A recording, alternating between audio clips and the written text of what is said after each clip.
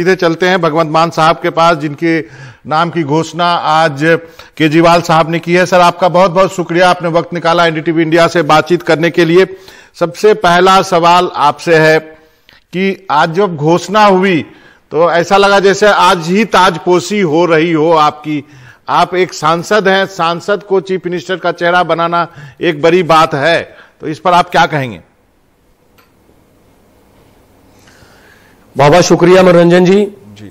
आज पंजाब के इतिहास में बड़ा दिन है, क्योंकि पहली बार हुआ इतिहास में कि लोगों से पूछा गया। 21.5 लाख से ज्यादा लोगों ने विश्वास जताया। मेरा हौसला बढ़ा, मेरा विश्वास बढ़ा, मेरी जिम्मेदारी भी बढ़ गई और पार्टी ने मुझे इस काबिल समझा। उसके लिए भी मैं बहुत बहुत आभारी हूं, धन्यवाद करता हूं। तनदेही से जिम्मेदारी निभाऊंगा, कोई ताजपोशी नहीं। आज सिर्फ चेहरे का ऐलान हुआ है, अभी ये काम तो 10 मार्च को करेंगे, खुशियां मनाने वाला, कि जब पंजाब के लोग अपनी सरकार बनाएंगे जी, जो उनकी अपनी होगी, जिसमें फैसले उनके अपने होंगे, उनकी मर्जी के मुताबिक होंगे। आप बड़े कॉमेडियन हैं। आप कॉमेडी में कहा जाता है कि वो पंच लाइन की जो टाइमिंग बहुत परफेक्ट होनी चाहिए, लेकिन आपके पास चुनौतियां भी हैं। अभी देखा कि हमने फिरोजपुर से आंसू बांगर जो है टिकट मिलने के बाद पलट गए। पिछली बार भी देखा आप अपोजिशन, मेन अपोजिशन पार्टी थी, फिर भी पार्टी टूट गई। तो ये एक चुनौती है आपके पास। बिल्कुल है, मुझे टीम को साथ लेके चलना है। 2.25 करोड़ लोगों की टीम को साथ लेके चलना है। एक आध नेता बदल जाए कोई फर्क नहीं पड़ता, पार्टी की नीति और नीयत नहीं बदलनी चाहिए। ये कांग्रेस जो है उसकी हालत देख लो कि फिरोजपुर देहाती से अपनी सिटिंग एमएलए को छोड़कर हमारे वाले को ले रहे हैं कि जी ये नया लड़का है, इसको लड़ाते हैं। तो ये यहां से कांग्रेस की खस्ता हालत जो है वो भी लोगों के सामने आ रही है। एक और चुनौती है जो कि किसान यूनियन, जो संयुक्त समाज मोर्चा जो चुनावी मैदान में है, उसको लेकर के आम आदमी पार्टी ने बहुत कहा कि इतने कम समय में इसको क्यों दिया गया है पॉलिटिकल पार्टी का दर्जा चुनाव लड़ने के लिए। वो एक चुनौती है आपके लिए, इस बात से आप इनकार नहीं कर सकते।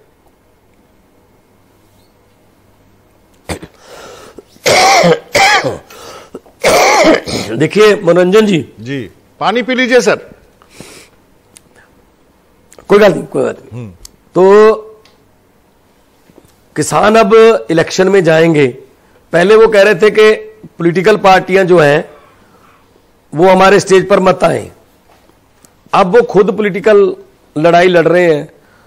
लोगों को सब पता है कि कौन किसका नुकसान करने आया है, कौन कितने पानी में है। लोगों ने ऑलरेडी मन बना रखा है कि आम आदमी पार्टी को वोट देना है। इनको दिल्ली में अच्छी गवर्नमेंट चलाने का एक्सपीरियंस है। अस्पताल, बिजली, पानी, स्कूल, ये पंजाब के भी ठीक हो जाएंगे। तो उनको मैं शुभकामनाएं देता हूं। नई पार्टी बनाई है उन्होंने, और बाकी तो लोकतंत्र में लोग बड़े हैं। लोग जब चाहे आदमी अर्श पर, लोग जब चाहे आदमी फर्श पर। सही कहा आपने। आप कवि भी हैं, आप खेल के प्रेमी भी हैं। मुझे मालूम चला कि आप मैच देखना पसंद करते हैं, आप एनबीए को भी फॉलो करते हैं, आप अपने सहपाठी मित्रों को हवाई यात्रा भी कराते रहे हैं। जब भी आप पंजाब के बाहर जाते थे अपना प्रोग्राम कराने के लिए, अपने दोस्तों को ले जाते थे। ये सब बात सही है या नहीं है? और आपको कहा जाता है मोबाइल नंबर बहुत याद रहता है। बिल्कुल सही में भी इतना आपने मेरे बारे में रिसर्च कर रखा है। तो मुझे मेरे दोस्त गूगल मान कहते हैं। मैं बहुत, मेरे फोन नंबर मेरे याद हैं और इससे मेमोरी थोड़ी अपडेटेड रहती है। एनबीए देखता हूं, लिब्रॉन जेम्स का फैन हूं, शकील ओनील का फैन, जो आप खेल नहीं रहे। स्टीफन करी फेवरेट प्लेयरों में है।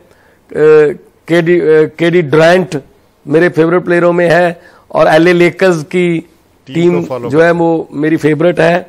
तो टेनिस का फैन हूं तब से, जब मैं गांव में होता था, जब Gabriela Sabatini, Martina Navratilova, Boris Becker, John McEnroe और स्टीफन एडबर्ग वगैरह खेलते थे।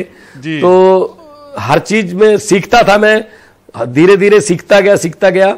और उसके बाद कलाकारी में मुझे ये बातें काम भी आई कि रेडियो का मैं बहुत बड़ा फैन हूं। मैं फ्रीक्वेंसी बता सकता हूं आज भी कि 873 किलो हर्ट्ज पर जलंधर है, 819 किलो हर्ट्ज पर दिल्ली ए है, और 702 पर ऑल इंडिया रेडियो है, 666 मेगा हर्ट्ज पर दिल्ली बी है, या मैच वगैरह आते हैं, 630 किलो हर्ट्ज पर लाहौर है।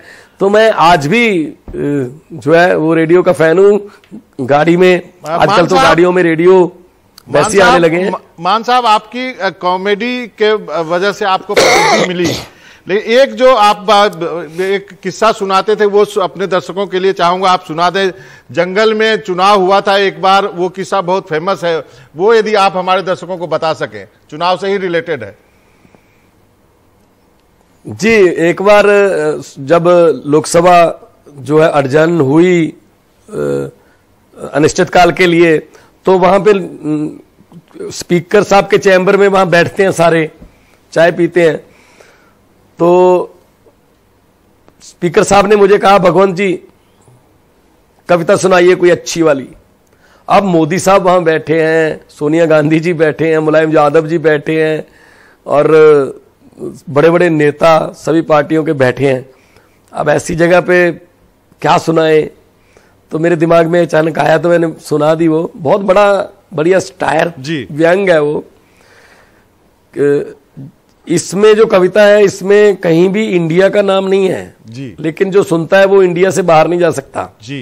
इरशाद के जानवरों ने फैसला किया डेमोक्रेसी लेके आएंगे जंगल में, लोकतंत्र। शेर अपने आप राजा बन जाता है, इलेक्शन में खड़ा हो जाए, जीत जाए तो राजा बन जाएगा, सबको हक है। तो माहौल क्या था, इलेक्शन कमीशन ने जैसे ही जंगल में चुनाव ऐलाने, अपने अपने चुनाव पर लगे जानवर जाने। शेर जी बकरी के घर गए, बोले बहन जी सत श्री अकाल है, और सुनाओ क्या हाल चाल है। बकरी बोली हाल तो ठीक है, लेकिन मेरा दिल आज हैरान बड़ा है कि शेर मेरे आगे दोनों हाथ जोड़कर खड़ा है।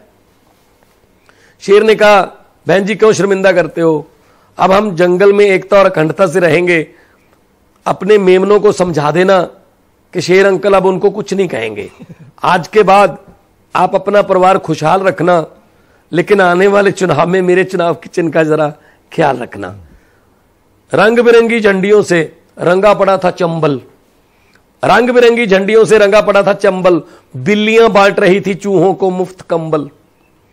गीदड़ को कहा गया आधा जंगल तेरा होगा, गीदड़ को कहा गया आधा जंगल तेरा होगा, उल्लू को बोले वोट डाल दिन में भी अंधेरा होगा।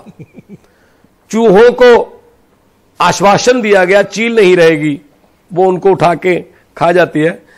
चूहों को आश्वासन दिया गया चील नहीं रहेगी, और चीलों को विश्वास दिया गया कि चूहों की सप्लाई में ढील नहीं रहेगी। अब शेर जी पूरा दिन इलेक्शन कैंपेन करके घर आते हैं, वो कहते हैं पूरा जंगल घेरनी क्या कर लिया मेरी डार्लिंग शेरनी। शेरनी ने कहा, शेर जी पति देव जी मेरा बाहर सैर पर जाने को दिल करता है, एक नरम सा नाजुक सा खरगोश खाने को दिल करता है। तो शेर ने कहा, अरे भाग्यवान ये सुन ले मेरी फरियाद, खरगोश जितने मर्जी खा लेना, लेकिन इलेक्शन के बाद, इलेक्शन के बाद। चलिए, ये स्टार मैंने किया था कि इलेक्शन के बाद वो जनता को खरगोश समझते हैं जो नेता हैं, और उनको मर्जी से खाते हैं। इलेक्शन तक वो अपने हाथ जोड़ते हैं, ये कर देंगे, पिता भी कहते हैं, ताऊ भी कहते हैं, पांव हाथ भी लगाते हैं। तो ये स्टाइल था सर। चलिए, बहुत बहुत और भी बहुत सारे किस्से मुझे सुनने थे, चन्नी साहब और सुखबीर बादल के साहब के बारे में जो आपने लंबी की रैली में कहा था, लेकिन आज वक्त मेरे पास इतना ही है। अब तो आप बन गए हैं, तो मुलाकात होती रहेगी। आपका बहुत बहुत शुक्रिया, आपने वक्त निकाला एनडीटीवी इंडिया से बातचीत करने के लिए। बहुत बहुत मेहरबानी मनोरंजन भारती जी। Thank you.